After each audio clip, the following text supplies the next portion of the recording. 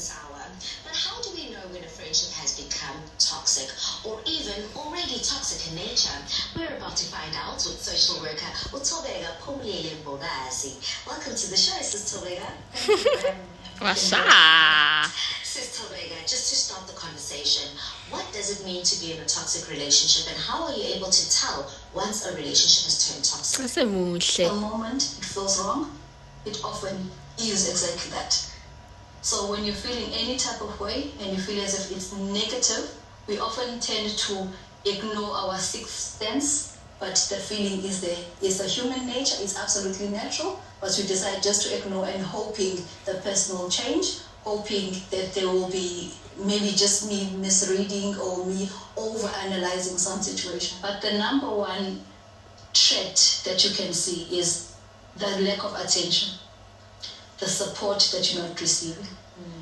And sometimes when you speak to someone and sharing your personal situations or personal stories, they tend to belittle you and say, oh, your story's better. At least you haven't gone through what I had gone through, and not actually giving you the way to explain what has happened, what you had gone through, and how you are truly feeling.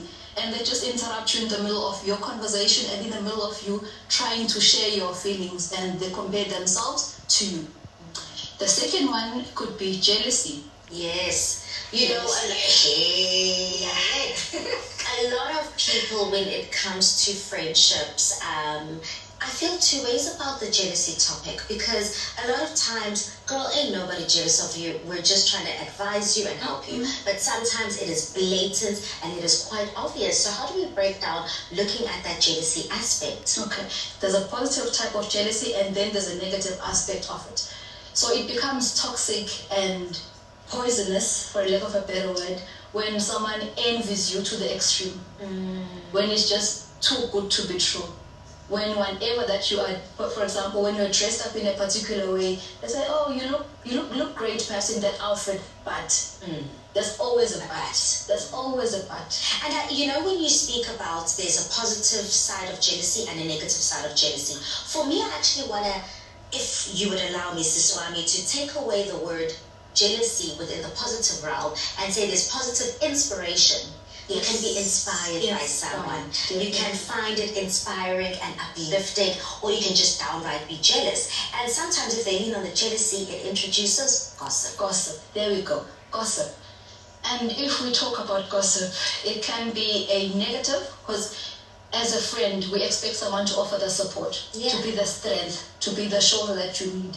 But when your confidentiality is taken away from you in a form of jealousy and in a form of gossip, meanwhile you are just confiding in a person, not knowing that the person that you are confiding in is actually the person behind your downfall. And gossip is speaking ill of the other person, obviously, and with an intention of trying to bring them down. And as you also mentioned, that there is difference and a variety between jealousy and envy. You think the person envies you, but meanwhile behind the scene, it's not exactly what you perceive. Another thing that I personally have experienced, and you know, we kind of touched base with it with Aisha and Akila's conversation, having friends in the same industry can be extremely supportive and uplifting, but also being in the entertainment space, and I suppose in any aspect or industry, there can be people who always want to put themselves in the center, always want, I call it a God complex, when someone, or main character syndrome, where you always have to be staring. The center of attention, that can be a negative. Because sometimes whatever that we do is, in a nutshell, motivated by our upbringing. Most often we tend to think, no, my friend turned out to be this way because of A, B, and C, because of how he or she was raised. But at the same time, it can also be not because of how you were raised, because your background does not always have to determine how you turn out to be. For example, when there's water in a pot and you put an egg, and then the egg might harden on the outside, and then you're able to have and feast on the boiled egg. But when you put in a potato, the potato will be easy for you to consume. But you can't consume an egg without you peeling off the shells from the egg. Yeah? So it depends how you view and how you take your situation, meaning the boiling water in your life at that time. It either hardens you or it softens you like a potato. I love that analogy, and I'm definitely going to take it forth with me. Thank you so much, Sis Tomega, but we're not done with you. We're still going to continue to unpack this important topic a little bit later. All right, thank you.